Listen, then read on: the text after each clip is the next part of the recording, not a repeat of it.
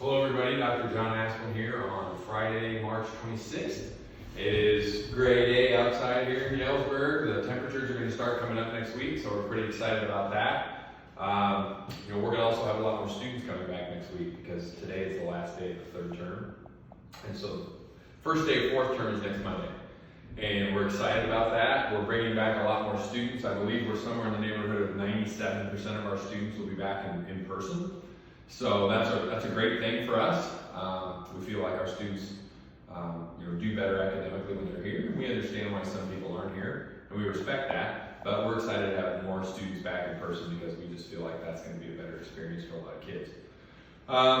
Looking at the end of the year is coming up. We have a letter going out to families that are graduating this year.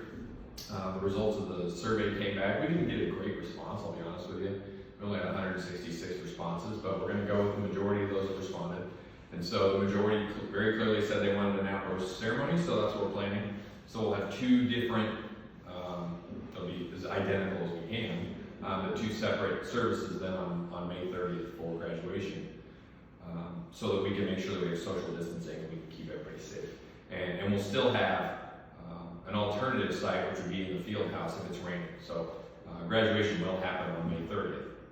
We hope it's outside, but if the weather doesn't allow it, we'll be inside, and we have a plan for that as well.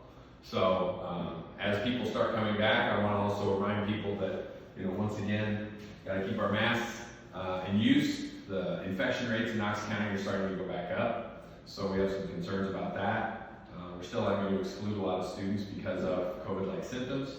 So that's still very much a concern. It's not like we're automatically going to stay in school all year if the infection rates continue to go up and we get back into a place where we really can't support staying in person. We will have to go back to remote. That is definitely not our preference. We would like to stay in person as long as we can, hopefully the rest of the year.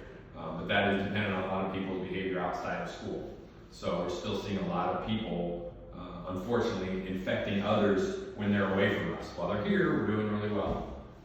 But outside of school, we're still seeing a lot of infection spread. So please make sure you're wearing a mask. Please make sure that you're doing what you can for social distancing and for hand sanitation and things of that sort. So I want to make sure we keep everybody safe as more vaccines roll out, as people are able to get vaccinated as possible. We get closer to that 70% herd immunity rate, and that's what we really need to get to. So the next year can be as normal as soon as possible.